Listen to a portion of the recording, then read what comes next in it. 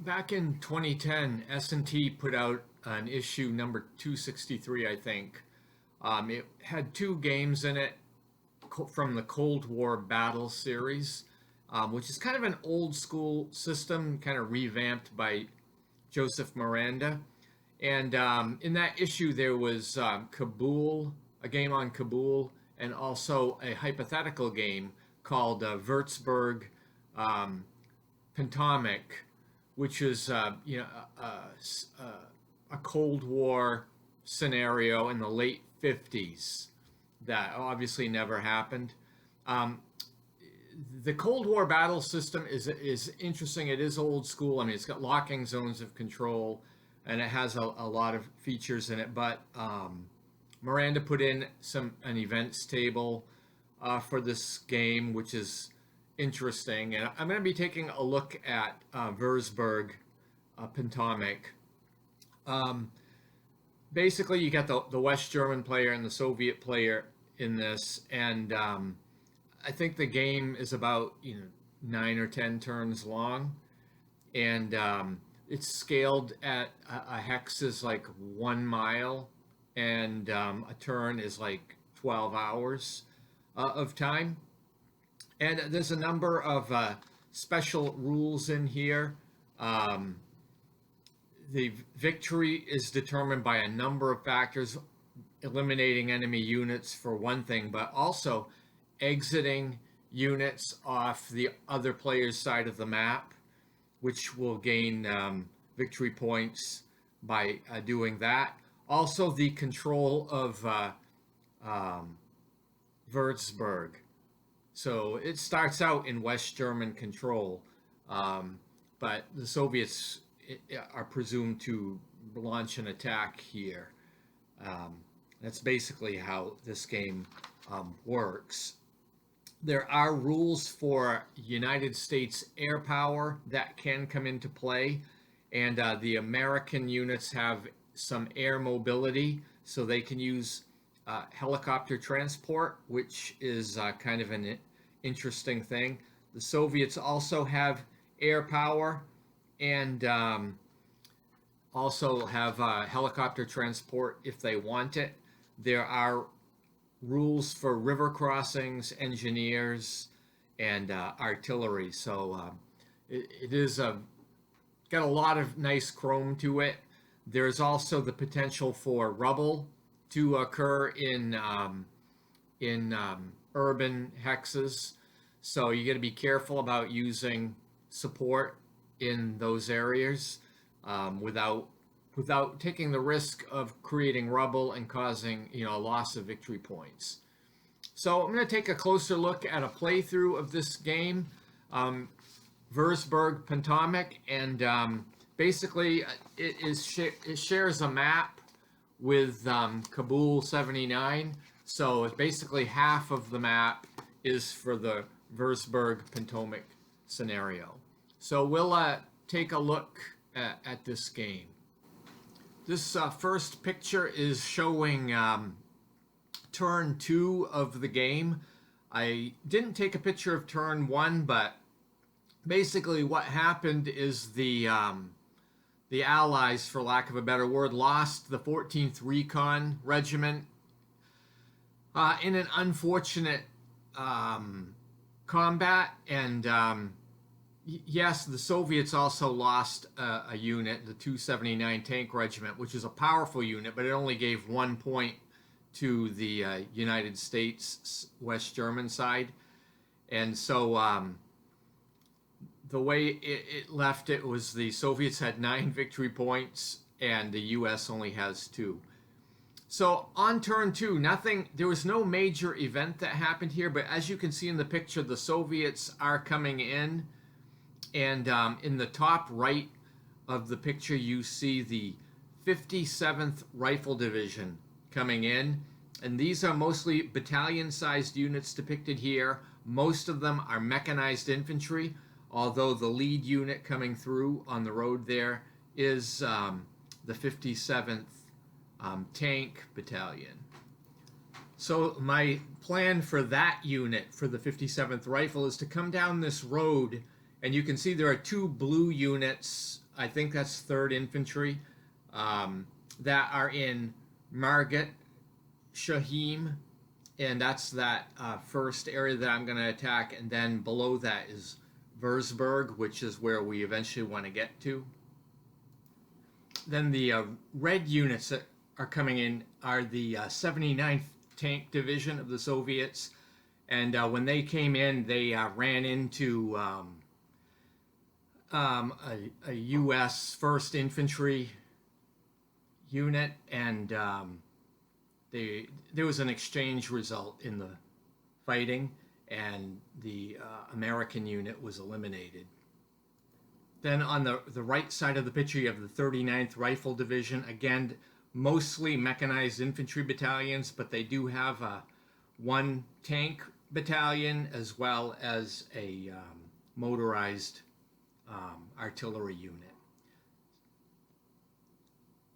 Anyway, the Americans did try to counterattack on their turn, and they got some exchange results, but it was not that good of a result. And at the end of turn 2, the score is, and I'm basing the score here on combat losses. There is geographical scoring at the end of the game, but I don't really have much to say about that yet. But the Soviets are ahead right now at the end of turn 2. They have 18 victory points from combat losses, and the Americans have only 4. So, yeah. This next picture shows what happened on turn 3. You can see, as I've shown here, that I have a 3-pronged attack against the Americans with the idea of capturing Wurzburg.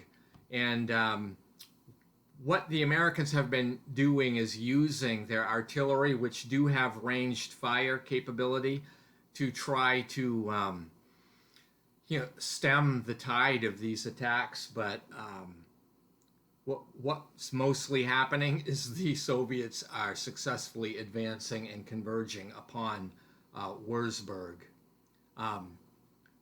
The rapid deployment here of the Soviet reinforcements that have come in and driven into West Germany, and the failure of the American artillery have really resulted in favorable Soviet attacks, and they've been using the assault combat results table rather than the mobile one. And of course this favors the Soviets because they win the attrition war with exchange results. So really at the end of turn 3, the Soviets are up to 27 victory points. The United States has only 6 victory points. This next photograph shows the end of results of turn 4, I believe, and you can see the yellow units are the Soviet 39th Rifle, and we can see that in the center of the picture, one of the units, the mechanized infantry, have gotten into the city, the outskirts of the city of Wurzburg. American artillery, though, has effectively suppressed some of these units. You can see those are marked, and of course the red units are the Soviets' 79th tank, I believe, and they're being kind of held at bay a little bit from all of this. On turn 5, the event was morale break, and this event gives the Soviets a 1 rightward column shift on their attacks. So that's very good for the Soviets, not so good for the Americans. Despite this, you see the 79th tank is now into Wurzburg, right in the center of the city there, but the American artillery is operating effectively now, and it has suppressed these units. So that's helping to defend the position. And because of the suppression, the Americans are no longer trading units with the Soviets in exchanges. And generally speaking, the American player, I think, in this game probably shouldn't be using the assault combat results table, but try to surround the Soviets when they can and use the mobile combat results table. Outside of that, the best I can do is use the artillery to cover any mandatory attacks without risking exchange results. You can see here in the picture, also the lower right part of the picture, you've got the Jaeger Regiment, which are the gray units with the J. They are attacking the Soviet flank here, just being a little bit of a nuisance. My next photo here is the turn 6, and the Soviet commander is starting to think about a new strategy because getting into Wurzburg has proven to be difficult against the artillery. So as the Soviet player, I'm thinking about making a move to outflank this urban area altogether. So you can see that I have the white division, the 57th Motorized Rifle Division, is now outflanking the American position in Wurzburg through Waldbrunn.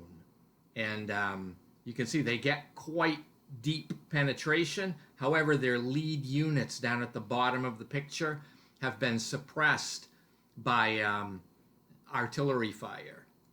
The 8th Infantry are I believe the American units there. They are still in pretty good control of Wurzburg, although there is a kind of a weak Soviet mechanized infantry unit that is in the city there, and hopefully they'll be able to drive them out. That's what the plan is anyway.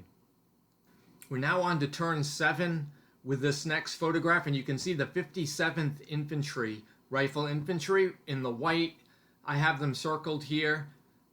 They are fairly deep in this outflanking maneuver. You can see there's some Allied units just to the northeast of them, I'll call it, as the picture's oriented. But they are running into the United States 3rd Armored Division and the 3rd Infantry Division. So I don't know how much farther they're going to get in this picture. 2 stacks of their units have been suppressed by ranged artillery fire. So that, of course, hampers their activity somewhat. I'm now skipping ahead to the last turn of the game, turn 9. As you can see in the picture here, I have the Soviet 20th Motorized advancing. They're the orange units on the top left-hand side of the picture. And they are launching an attack against the 8th Infantry in Hochsburg. And then the 39th Infantry, which is in the yellow, is maneuvering for a last-ditch attack against Wurzburg. And then the 57th Motorized, which is in the back. I mean, they are completely in the Allied backfield, but now they're getting pinned between the U.S. 5th Corps units and the U.S. 3rd Infantry and the 3rd Armored. So I don't know if they're in that good of a position here, but that's kind of what they've done. And we can see for the most part, the American, I think it's 8th Infantry in the green, is pretty much in control of most of Wurzburg, except the small part that has been infiltrated. So at the conclusion of the game, the Americans and the West Germans have lost 10 combat units, which gives the Soviets 30 victory points. The Soviets have lost 14 units, but this gives the Americans only 14 victory points. Also, the United States occupies 5 of the hexes in Wurzburg for 10 more victory points. And so that's going to give the net total of victory points in favor of the Soviets for 6 victory points in their favor, but that turns out to just be a draw. So, and I think looking at this picture, you can see that they didn't really achieve their objective, and they've got the 57th Division is in kind of a dangerous position, being trapped by the 3rd Infantry, 3rd Armored, and the 5th Corps units south of Wurzburg. Anyway, that's the game. It's a pretty decent system. I think I like all of the games in the Cold War battle system. I definitely recommend them for, a quick and dirty game. If you've played this game, please leave a comment. Anyway, thank you for listening, and I hope you have a great day.